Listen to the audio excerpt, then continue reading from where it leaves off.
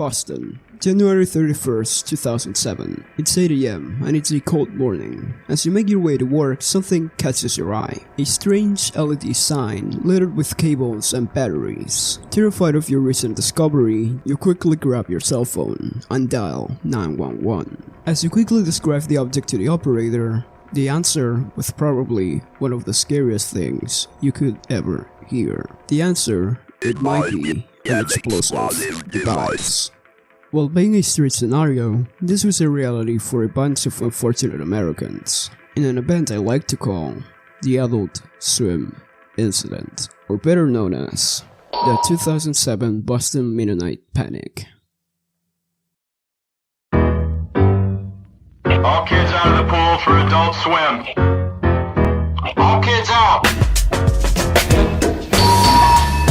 Putting their advertisements on futuristic billboards, to fully reanimating episodes just for a bit, Adult Swim has to be one of the most unique networks when it comes to advertising. Created back on September 2nd, 2001, Adult Swim has become one of the most unique, adult-centered channels of all time, with them constantly pushing the envelope of what is possible on television. And while they might relish on their achievements, this is a stunt they don't want you to remember. It's February 2007, and Adult Swim is getting ready to release their long-awaited Aqua Teen Hunger Force movie.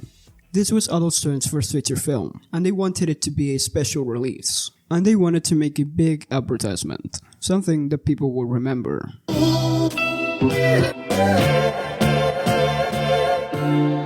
So they joined forces with Interference Inc., an advertisement company located in New York City, to help them orchestrate the whole operation. The idea was to hang up these LED signs with the shape of Mooninites, a recurring character in Aqua Teen Hunger Force, all over New York, Los Angeles, and Chicago. Fans of the series quickly spotted them and posted about them online. And in November 2006, Peter Zebbler Berdovsky, a well-known artist in Boston, was approached by a man named John that worked in a marketing station named Interference Inc. in New York City. The man asked Zebbler if he was interested in working on a promotional project with his company. Zebbler obliged, and he was later emailed multiple locations of where to put said advertisements. Later, Zebbler was sent 40 of the now iconic neon signs and enlisted the help of Sean Stevens and Dana Seber to accompany him to hang up the signs.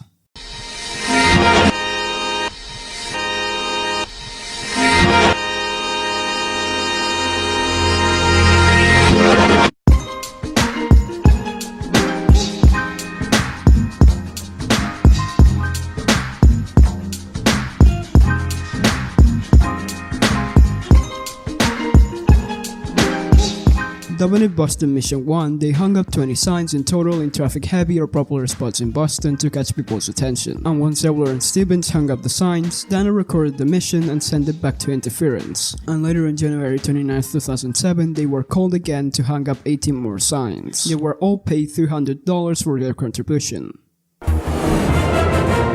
Now, New England Midday on NECN.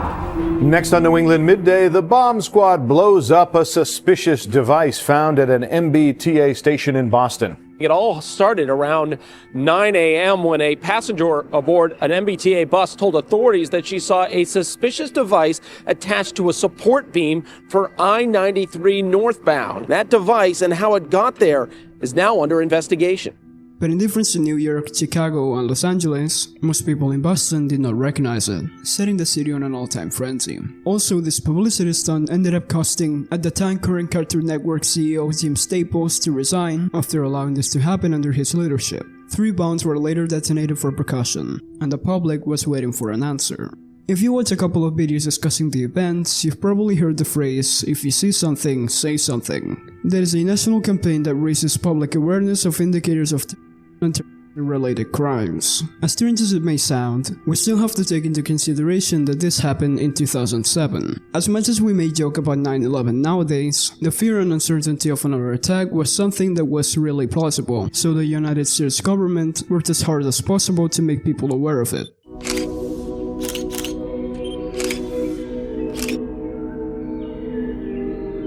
Peter and Stevens were later arrested for placing the devices, to which they pled not guilty. They were given a $2,500 bail, but the case was later dismissed because the judge ruled that Peter and Stevens did not intend to cause any panic. But in turn, they both had to serve 60 hours of community service, and the trial was finally over.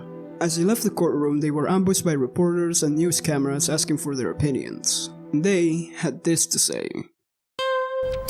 It's a very interesting story, bizarre from the very beginning, and then it sort of took another turn this afternoon as two of the suspects, Sean Stevens and Peter Berdovsky, they were released on $2,500 cash bail. They came out of the courthouse behind me.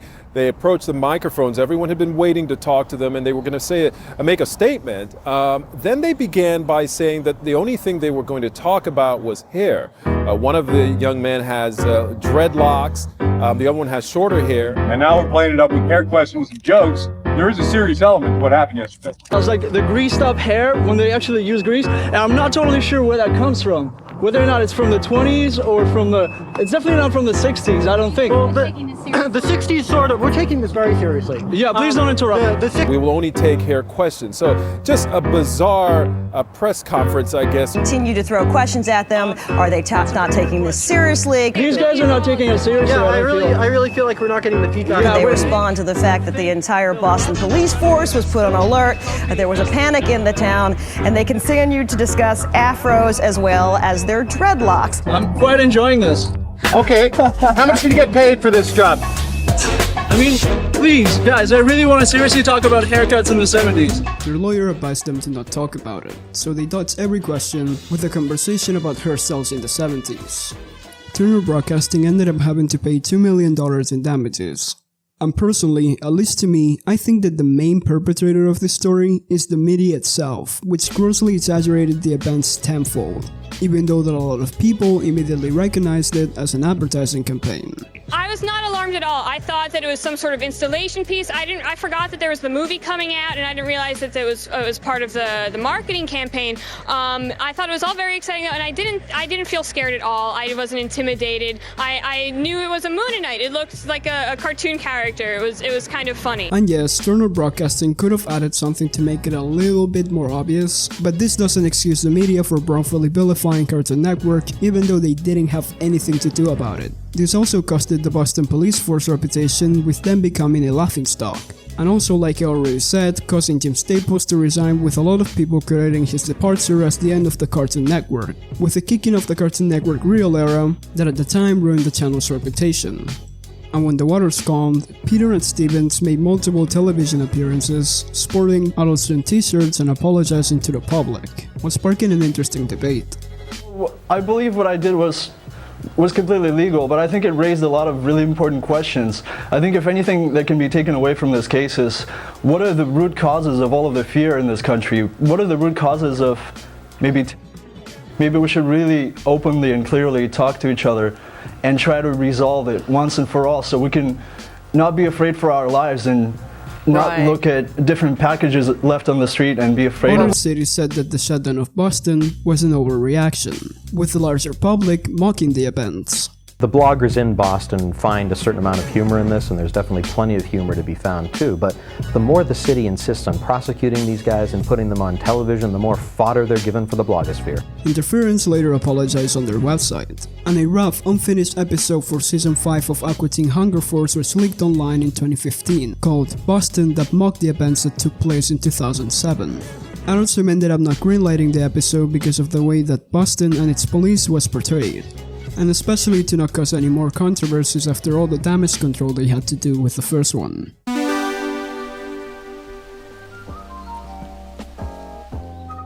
And now in retrospective, the only thing that we can do now is just laugh at the absurdity of the situation. But we also have to be conscious about it. At the end of the day, history is bound to be repeated if we never learn from it. And when it comes to Peter and Stevens, some people may criticize their attitudes. But at the same time, you have to think about the fact that they were basically arrested for just putting up advertisements. The media saw the story and ran with it, and personally, who wouldn't? At the end of the day, this is the aforementioned post-9/11 world. And now Turner Broadcasting has put new rules in place to stop things like this from happening, but this always makes me ask myself what would happen if something like this happened today, and if it could even happen. Especially now in the world of the internet, in which everything is just completely interconnected.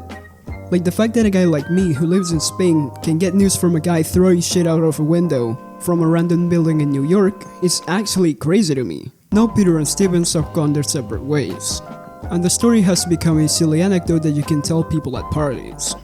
But hey, at least we will never forget.